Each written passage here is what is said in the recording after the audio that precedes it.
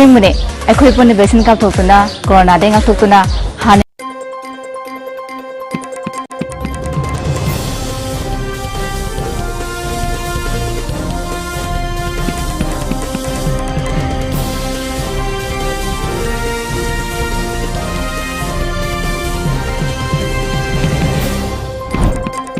First, the headlines. Chief Minister N. Biren inaugurates 20 developmental projects.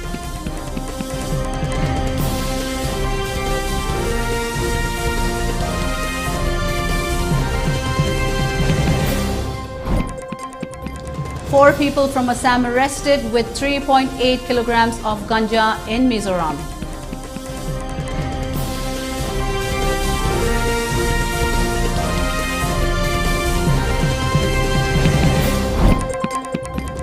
Nagaland Governor R.N. Ravi transferred to Tamil Nadu.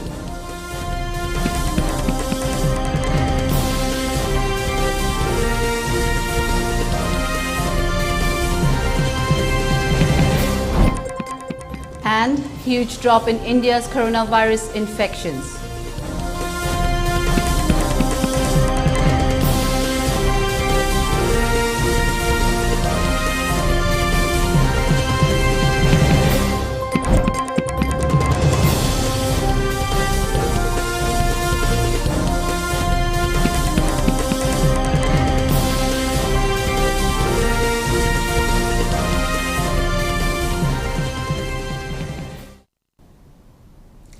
Hello and good evening. Welcome to ELITETV English News. This is UTPALA. Before giving you the news, we request you to follow the SOP given by the government. Wear face masks when out in public, wash hands regularly and maintain a minimum distance of 6 feet between one person and another. ELITETV requests you to get vaccinated in time to protect ourselves from this virus and play your part in the fight against COVID-19. Now the news in detail. As part of the Go to Hills 2.0, the Chief Minister of Manipur, Nongthombam Biren, today inaugurated 20 developmental projects for Tengnopal and Chandel district at Chakpikarong Public Ground. It may be mentioned that the Go to Hills 2.0 was started after completion of Go to Hills, an initiative taken by the BJP-led government to bring development as well as to strengthen the relationship between the hills and valleys of the state.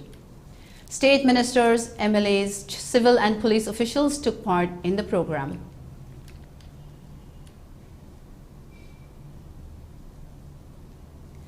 At least 4 people from Assam have been arrested with 3.8 kilograms of ganja cannabis. The 4 persons were arrested by officials of Mizoram Excise and Narcotics Department and volunteers of Young Mizo Association YMA in Kolasib near Assam border on Thursday, an official said. Acting on specific information, the excise officials and YMA volunteers intercepted an Aizawl-bound mini truck coming from Assam and recovered 3.8 kilograms of ganja from the truck, Excise Department spokesman Peter Zomingthanga said. The contraband worth about 11,400 rupees in the local market was concealed in the sand the 4 accused had transported from the neighboring state, he said. He said all the 4 occupants identified as Rafiquddin Lashkar 35, Rahul Alam 21, Sahid Ahmad Laskar 19 and Babul Hussain Laskar 26, all from Assam's Kachar district, have been arrested for possessing the contraband, he said. They were booked under relevant sections of the Narcotic Drugs and Psychotropic Substances Act 1985, he said. Governor of Nagaland R.N. Ravi has been transferred to Tamil Nadu, the Rashtrapati Bhavan said in a statement yesterday. Ravi was appointed Governor of Nagaland in 2019. Ravi, who is the centre's interlocutor for holding the Naga peace talks, had run afoul of the National Socialist Council of Nagalim, Isaac Muiva. The NSCN-IM has accused Ravi of creating tensions among the parties involved in the negotiations, which ran into a roadblock. Despite a framework agreement for Naga Peace Accord having been signed in 2015, the government has not been able to finalize the accord.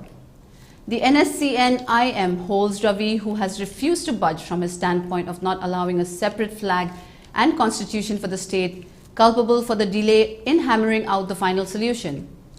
An order asking all state employees to list relatives in underground organizations proved especially unpopular. He has been accused by the NSCN-IM of hounding the same Naga groups with whom he is supposed to negotiate and conclude the peace talks. Assam Governor Jagdish Mukhi will hold the additional charge of Nagaland till a regular appointment is made. Meanwhile, Banwari Lal Purohit, the governor of Tamil Nadu before Ravi's transfer, has been appointed to the same post in Punjab. He was holding the additional responsibility of Punjab. At the same time, President Ram Nath Kovind also accepted the resignation of Uttarakhand Governor Baby Rani Maurya, who is expected to make a return to active politics in Uttar Pradesh. The Rashtrapati Bhavan statement read that the above appointments will take effect from the dates they assume charge of their respective offices. Mizoram Chief Minister Zoramthanga has said that the relation between Mizoram and Assam is gradually improving after the violent crash over the interstate boundary on July 26, which resulted in the death of 7 people, an assembly official said. During a 0 hour on Wednesday, Zoramthanga had informed the State Assembly that his government is strongly disappointed with the Assam government's order directing the state police to check all vehicles and passengers coming from Mizoram at all entry points in the name of anti-drug drive, the officials said. The Chief Minister had said that the Assam government on July 29 issued a travel advisory cautioning Assam residents against travelling to Mizoram. The neighbouring state also issued another order to check all vehicles originating from Mizoram to verify that the vehicles are not transporting drugs, in the light of the allegation that a high majority of drugs and narcotics were trafficked to Assam from Mizoram, he said. Nagaland Governor R.N. Ravi on Thursday paid a visit to Fake District's Ruzao village, the first Indian village liberated from British control and administered by the Azad Hind government of Netaji Subhash Chandra Bose in 1944, a Raj Bhavan release said. He also visited Chozuba and Yoruba village in the district during the day. During his day-long itinerary to the district, Ravi visited the house in Ruzazo village where Netaji stayed during his military campaign against the British in Nagaland. He also interacted with the Ruzazo village council members. Ravi also paid a visit to Posui Swaro, a veteran freedom fighter from Netaji, whom Netaji had appointed as Dobashi, interpreter of the village. Swaro shared his memories of association with Netaji when they fought the British. Assam Chief Minister Himanta Biswa Sarma today visited Nimati Ghat in Jorhat to take stock of the situation after 2 ferries with at least 150 passengers on board from opposite directions collided in the Brahmaputra River. The horrific accident took place on Wednesday around 4 p.m. at Nimati Ghat, Jorhat district of Assam. As per preliminary reports, as many as 87 persons have survived the boat capsize accident, while 2 are missing and 8 persons are being treated at JMCH. 1 person, a 30-year-old professor, was tragically killed. The deceased has been identified as Parimita Das, 30. On his visit to the site, CM Sarma said that the ferries which run with single engine have been suspended from today. While taking stock of the ferry disaster, the Chief Minister stated that the ferries will now be upgraded to double engines, for which a fund of Rs 10 lakhs will be provided. He further informed that the government will provide assistance to the family of Parimita Das. Furthermore, a criminal report has been lodged on the incident. CM Sarma also announced that work on the Majuli bridge will begin in November and be completed in 4 years. The ministers will review the bridge's progress, which has been discussed with the centre. Let's take a short break. See you right back. Cyclists and philanthropists na Cycling for Humanity campaign gi makada khunai asigi sotharaba kanglup singbu tengbang duna lakli.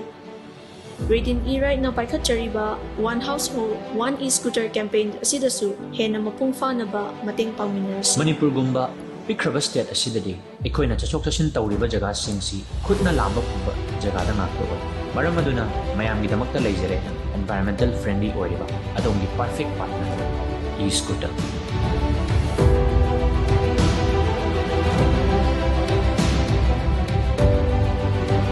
One Household, One E-Scooter. Hariba campaign asida mayam khudimagsu sarugam disi. For more queries, please visit our showroom at Sangai Pronintem Call, Moirang Patlo, or Thobal Atokpam. And do visit our website arambay2020.com or arambay2020 app. Tamo, kaya lo sandribo? As karangan sa siya na harago. Kaya noy sibo, kaya siya pinay siba. Hima, COVID ki vaccine kap thau siya na ngana du phas na hai ni dudi. Ay haksang ka stog de. Ay kapoy. Nate, haksang ka stog do ba inguni da ka pa kay kada no. Ay kapoy sin. Tamo, narak dringai dana isana hana sexual ho na phatro. Kap thau puna phatabra ba. Hoyare, section mana dum ka puro. Ay kapoy. As khangdre da kamai ngana do na khangdre. Phare, adu de chalu khige. Pungo, mamai da ka puge ko, papa ga leramo.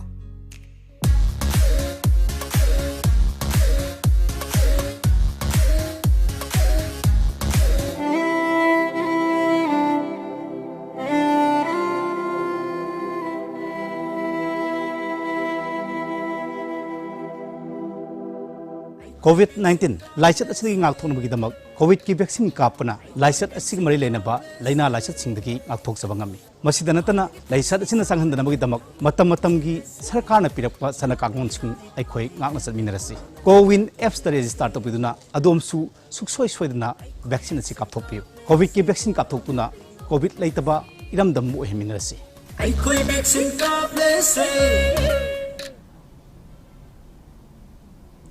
Welcome back. You're watching ELITETV English News.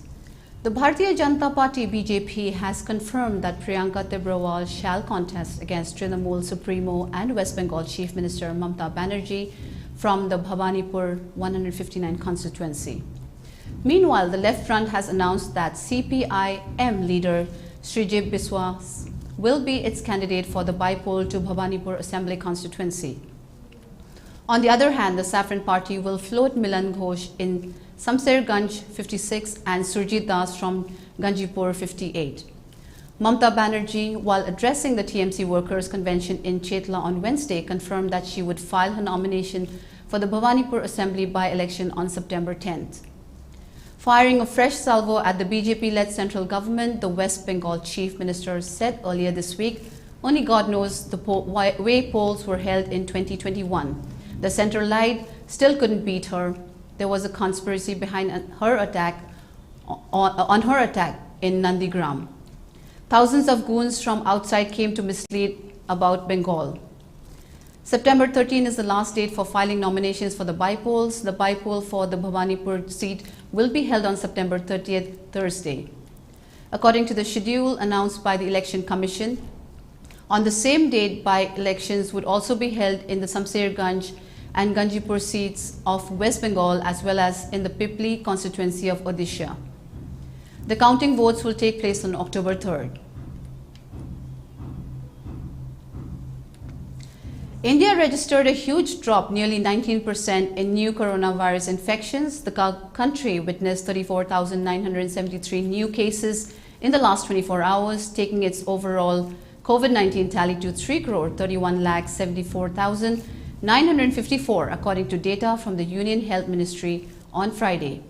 The number of active cases in the country also declined to 3,90,646. The active cases now account for 1.18% of India's total coronavirus infections. Daily deaths due to complications of coronavirus infections also remained below 300, with 260 fresh fatalities. The COVID-19 death toll climbed to 4,42,009. The daily positivity rate was recorded 1.96%. It has been less than 3% for the last 11 days. Noted women's rights activist Sonal Shukla passed away after cardiac arrest in Mumbai on Thursday, a colleague said.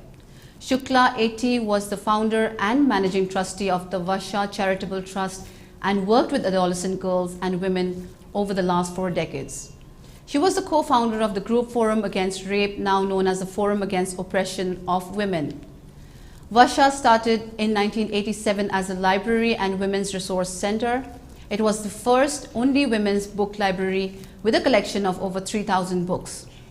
In 1991, it produced 2 music albums and 2 documentaries on women in the independence movement. Shukla, who trained in Mahatma Gandhi's educational methods, had turned her home into a support center for battered women for 2 years. She gave space to poor girls to escape from family and community strangleholds through a program of life skills and community work. Lovingly known as Sonal Ben by thousands of adolescent girls and women across India, she tirelessly devoted herself to women's issues. She was an unusual mix of activism and scholarship, who wrote both in Gujarati and English, not only on women's rights issues but also on cultural issues such as music and theatre, scholar and writer Amrit Gagar said.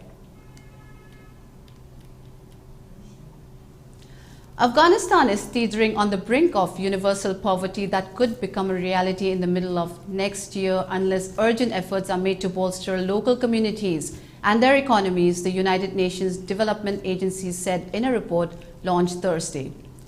It said that the Taliban takeover of Afghanistan has put Afghanistan 20 years of steady economic gains at risk.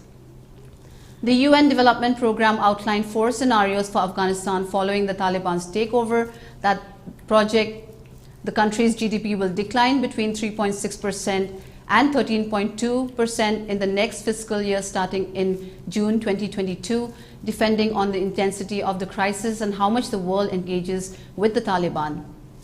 That is in sharp contrast to the expected 4% growth in GDP before the Taliban assumed power for a second time on August 15.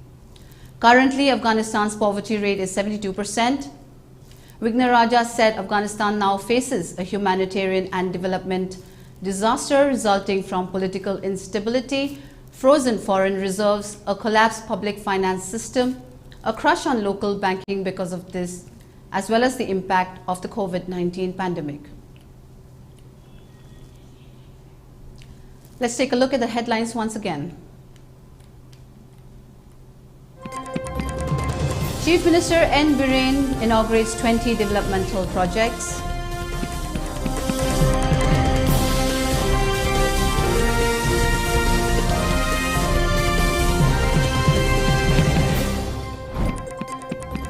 Four people from Assam arrested with 3.8 kilograms of ganja in Mizoram.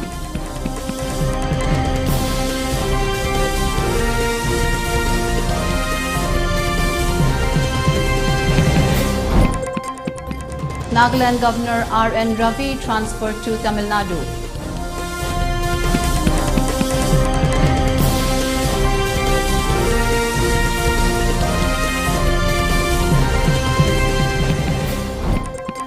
And huge drop in India's coronavirus infections.